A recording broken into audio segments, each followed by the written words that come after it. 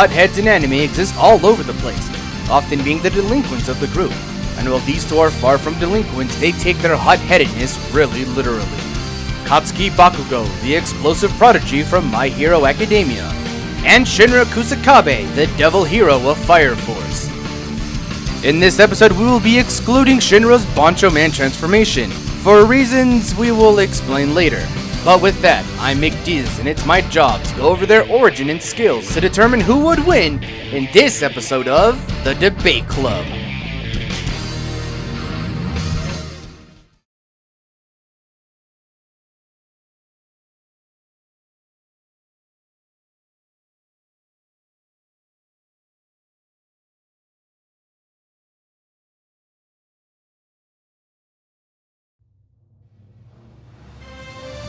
Tell me, you know the X-Men? Yeah. Well, while in the world of Marvel and X-Men, only a small percentage of people have superpowers. However, in the world of My Hero Academia, it's the opposite. Over 80% of the population has superpowers called quirks. And with a bunch of people with superpowers running around, you'd imagine a lot of people would use them for nefarious acts. So, a school was formed. It was called UA High, made for the gifted quirk users that want to become heroes. And for one, Katsuki Bakugo, he would become one of the most influential heroes of them all. Young Bakugo was constantly praised by adults, saying how good of a hero he would one day become. All this would go to his head, causing him to extensively bully those he sees underneath him, such as one Izuku Midoriya who didn't have a quirk. He would nickname him Deku. Oh, like the tree from Legend of Zelda? No. Like Deku Nobu, which means useless, good for nothing, all that jazz. Huh. So, how far did this bullying go? Your life is nothing. You serve zero purpose. You should kill yourself now. Hey, what the fuck? Well, eventually when Bakugo became a teenager, he would enroll in UA High. However, before he could, a slime monster would attempt to possess Bakugo and change the rating of the anime. Unexpectedly, Deku would race towards Bakugo's aid. Despite all the bullying, Deku tried to help him. He was helped by a nobody. This probably didn't do well for old Bakugo's ego. Kind of explains his explosive temper. Sort of like his own quirk. He can blow shit up. And what's not to love? Bakugo would enter UA, and while he was doing well, his basic explosions were not enough to keep up with his other classmates' more versatile quirks. So he had to get really creative with his explosions. His explosions work due to his sweat actually containing nitroglycerin, a highly volatile substance that makes things go bang. He can focus these explosions to propel himself through the air, fire explosive projectiles, or cause explosions big enough to fill up an entire stadium. And in his time in UA, he's also acquired a suit, which has functionality that helps him get an edge. Bakugo can store his sweat in his grenadier bracers, which, when the pin is pulled, can generate massive kabooms. And he also has freaking guns that come out of his back! You'd be mistaken to think he'd be part cyborg or something. UA science is the greatest in the world! He even caused the goddamn fire tornado explosion. Assuming these tornadoes match those of your standard tornadoes, at minimum, it would be able to reach wind speeds of over 200 miles per hour. But at their most powerful, they can potentially reach 300 miles per hour. For context, wind speeds of just 100 miles per hour are strong enough to destroy entire buildings. Winds over 300 miles per hour can decimate cities. That would be well over 200 tons of TNT. You know, it only just hit me that TNT would be the more fitting way to measure his power. Although Homeland Security might be more vigilant over my internet history now. Hot damn, this guy's strong! You know, if 80% of the world has quirks and some of them are this strong, what do you think our quirk is? What, do you think I'm gonna make an unfunny cutaway gag where we use the main gimmick of the show? Unfunny? Oh. I guess your quirk is hurting other people's feelings. Anyways, I'm gonna go practice my new super speed. See ya! You know, I feel like I've seen this joke done before. Anyways, Bakugo was a powerful student, able to win tournaments. And if it weren't for his Tetsuo-inspired personality, he'd be an instant pick for a sidekick for any hero. Actually, fun fact, Bakugo was originally supposed to be nice, but the creator changed it because he found the idea boring. There's a fun fact for you. Oh, I get it. Your quirk is having niche knowledge on things. It's called Google. Bakugo's strength allowed him to hold his own when the school was under attack from the League of Villains. He's extremely smart in his fight with the Chaco and was able to counter most of her attacks. and his strategies are even able to match super battle genius Shoto Todoroki, who's basically Zuko but with ice powers. This eventually culminated in him being the sidekick to a well-known hero, Best Jeanist. This has got to be the lamest superhero I've ever seen in my life. Yeah, well, at least he taught Bakugo to be more outgoing and less murder explosion happy. And he taught him to think things more clearly. He's also matched that damn nerd Deku, who is able to dodge light speed lasers, and while Bakugo can keep up, Deku still has him beat mentally, and some of that nerdiness kinda rubbed off on him, seeing fights not just battles of bronze, but more like battles of wit and techniques. Not that he would admit it though.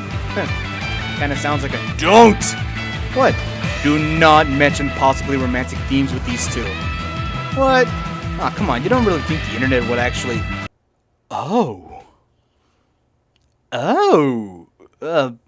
Well, anyways, deep down, Bakugo actually just views him more of a rival than anything, even teaming up with him on more than one occasions, like the time he temporarily gained One For All, which with his combined power with Deku was able to split clouds and melt mountains. While though Bakugo did lose One For All, he can still keep up with Deku, especially with his strongest move, the Howitzer Impact. This bad boy is strong enough to level entire mountains. Bakugo's strong, and he managed to prove himself. He was really able to open up, and while he may still be that hot-headed man, in his final moments he spent it protecting the city, and making the ultimate sacrifice to stop Shigaraki from decaying everything. But dead or not, he will always be a true hero that goes beyond. Plus Ultra! Fucking cringe lord.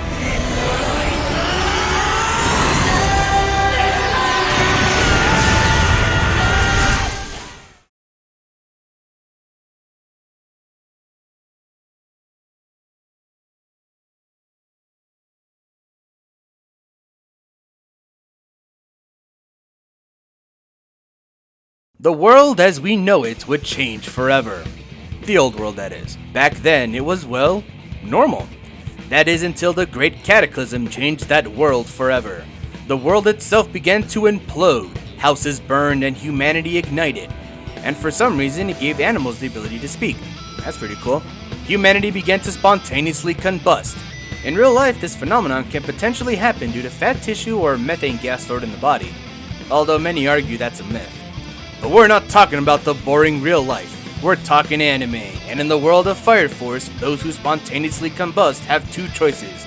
Either let the flames consume you and turn inferno, or harness the flames yourself and become badass. After the supposed death of his mother and brother at the hands of an inferno, young Shinra Kusakabe dedicated his life into becoming a hero, and saving others from spontaneous human combustion, being capable of harnessing the flames that once tried to take hold of him, but he needed to better control them, so he joined the Special Fire Force, a team of basically super anime firefighters that literally fight fire with, well, fire. The Special Fire Force specializes in purifying the soul of an inferno, extinguishing their flame. With punches and kicks? Yeah. So it's basically karate exorcism. Yeah, let's go with that. Tailored with his Special Fire Force, fireproof uniform, Shinra got busy training his ignition abilities. While pyrokinesis is common around all Fire Force members, they each utilize it in their own special ways, by channeling it through their body, objects, or even other states of fire, such as electricity, plasma, explosions, you name it. Kinda like their epically named 7-style Fire Force axe. This bad boy doubles as an axe and can fire sacred fire spikes.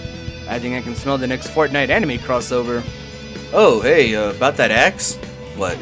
He, rarely uses it. What? Wait, what did I write this part down for? What do I even pay you for? You don't. But Shinra's ignition abilities tend to have a bit more kick to it. Well, literally, it's also figuratively, since unlike other pyrotechnics of the team, Shinra can go one step further without burning out. This is called hysterical strength, a state in which he can use 100% of his ignition powers. It's kinda like an adrenaline rush one gets when faced with a near-death experience. In Shinra's case, it could lead back to when he was a baby and witnessed firsthand his family's death, and what in the Norte damn is that face? Well, you see, after such traumatic events, Shinra developed a devilish grin. Whenever he feels stressed, his face would curl up into that. It did calm down later in life, but yeah. Well, jokeritis aside, Shinra's firepower grew, mostly due to his connection to Adola, aka Hell itself. This gives Shinra the ability of Adola Burst. He can harness the flames of Hell itself to incinerate his enemies, increase his own strength, and even reach light speeds in seconds. Like in his fight against his not-so-dead brother Sho, he was fast enough to move and stop time, as in time was stopped, and he kept moving in it. What the hell? And then there's the time the moon was sent careening towards Earth, and Shinra kicked it and stopped it. Now, in order to stop the moon from falling, Shinra must be exerting forces equal to or higher than the falling rock. Taking into account the moon's weight and the falling speed of a typical meteorite would travel, we would get around 5,200,000 newtons of force, or around 2.4 tons of TNT. The legs on this guy! Get his ass on the field, Marin needs a new striker. However, overuse of Adola does come with its drawbacks. It could end up with the user ending up with life-changing scars, life-changing mutations, or even... Oh fuck! If I had a nickel for every time I was burnt alive, I would have 2 nickels, which isn't much, but it's weird that it happened twice! Well, being a living fire hazard aside, Shinra has proven time and time again why his fire burns the brightest.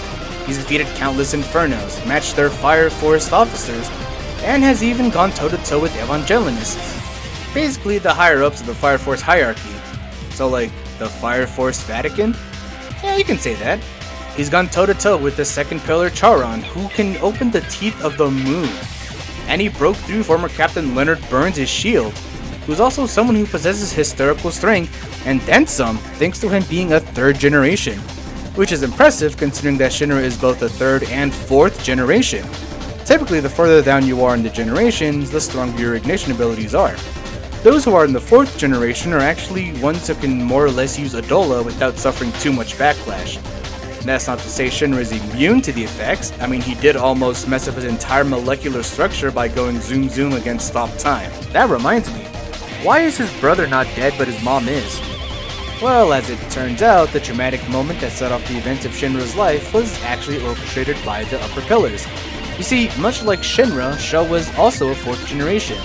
So they decided to kidnap Sho and train him until becoming a pillar himself. Oh, and the Inferno who supposedly killed them was actually Shinra's mom. Big oof, I know. So yeah, the plot of revenge against these Evangelions was one of biblical proportions. And biblically was right, because this is where the story gets ridiculous. You see, the whole plot of the Pillars was to bring about a new world. Shinra didn't like that idea very much, mostly because it involved his mom dying and his brother getting kidnapped for all this to happen. So once he got his brother back, him, Sho, and the spirit of their mother combined into the most powerful mother effer in the universe. Bancho Man. As Bancho Man, he can control reality, travel through time, and even destroy an evangelist structure housing the souls of every single being in the world. For wondering why we're not using Bancho Man, this is why. And as his last action, he created a new world, one no longer covered with flames and infernos. Now they just got demons and soul reapers and goofy grim reapers who either give the most epic high fives or the most devastating karate chops. Hold up, was Fire Force a prequel to Soul Eater?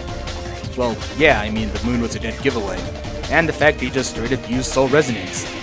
Huh. Neat. Well, demonic deity or not, Shinra is one guy you don't want to get heated with.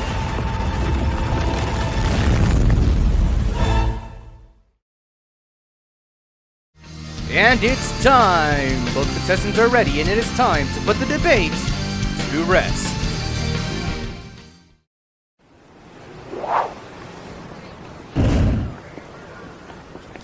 Keep an eye out for a fire quirk user.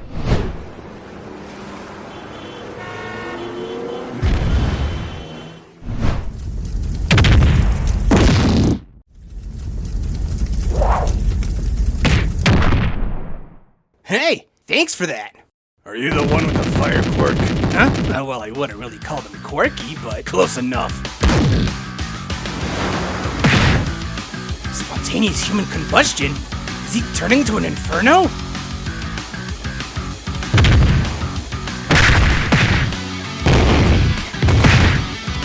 Get off me! This speed, he's just like...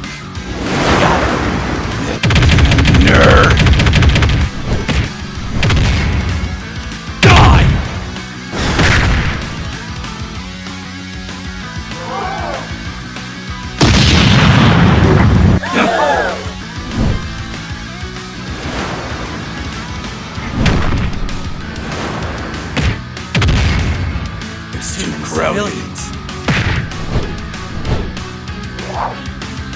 Get back here!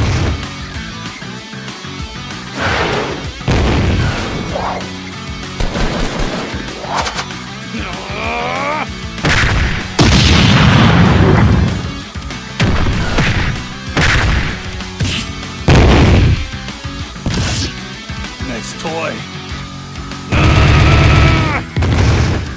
Try to keep you at a distance. Gotta close the gap!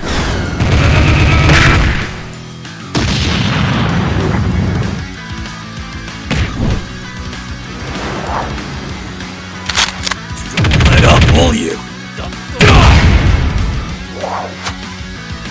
It's over for you.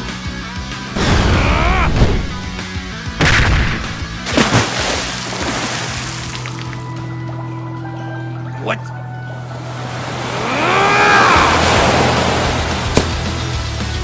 Hey, huh?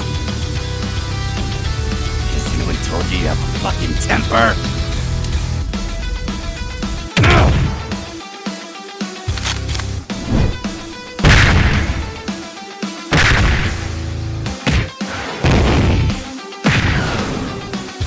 You better got more tricks on you, 'cause I'm done playing with you! Kill you. I'll blow you into a million pieces!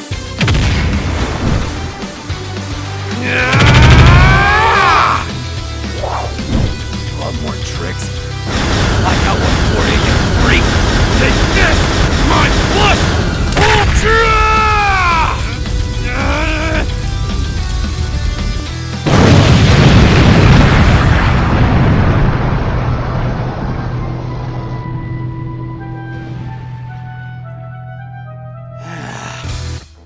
Amen. You know, fun fact, I feel like Shinra's axe got more use in this video than his entire series. What? Dude, I'm not gonna sugarcoat it. This fight was a blowout. I get it! What? Don't get me wrong, it's not like Bakugo had nothing over Shinra. He's trained for way longer and has more versatility. He also isn't limited to just shooting fire from his feet, and with all the fire around, he'd never have to worry about not sweating. If their stats were closer, it's not impossible to say Bakugo could win, but the key word there is were. Bakugo was able to take on Deku, so while he couldn't replicate the same attack power as in the movies since he doesn't have One For All anymore, he could still relatively match his power, although fully scaling 1-to-1 is a bit iffy, so it's likely he only scales up to about 50% of his attack. On a high ball, that would net him to low island level attack and durability. For those who don't talk in scaling lingo, that basically means he can destroy and survive the destruction of potentially Hawaii. On top of that, given the same logic of scaling to Deku's laser feats, this would net him around relative speeds. Now let's compare this to Shinra. Shinra was able to match the pole of the moon falling, and while it does have a weird shape, we would need to lowball this, but even with that, Shinra is still much more stronger and durable than Bakugo, around 3 trillion times stronger. Yeah, that's a lot. Keep in mind, we're using the low end of this feat versus the highest potential Bakugo could have, which is still giving Bakugo a lot of benefit of the doubt. Shinra's also way faster, able to move in stop time, which is way faster than dodging lasers. I mean, come on. Therefore, none of Bakugo's abilities would be able to take advantage of any weaknesses Shinra might have. The closest thing Bakugo would have to a counter would be stunning him or keeping him at bay and just waiting him out, which, seeing how fast Shinra could be, I doubt that would work for long. And that's without including Bancho Man, the form that outright makes Shinra be able to rewind time, outtrace the creation of the universe, warp reality, and exist as the embodiment of Hope himself. You see, this is why we're not using Bancho Man. Not that it made it any difference. Bakugo may have trained longer, but he couldn't prepare for Shinra's unbreakable defense, blistering speeds, and literal firepower. Bakugo may have had an explosive personality, but Shinra made sure that his fire was forced to extinguish. The winner is Shinra Shut up Kusakabe. already, hot-blooded son of a bitch. Hey everyone, thank you so much for watching this episode of Debate Club. Stick around, because we're going to reveal who the winner of the poll is right after this one. But for now, let's see who is next.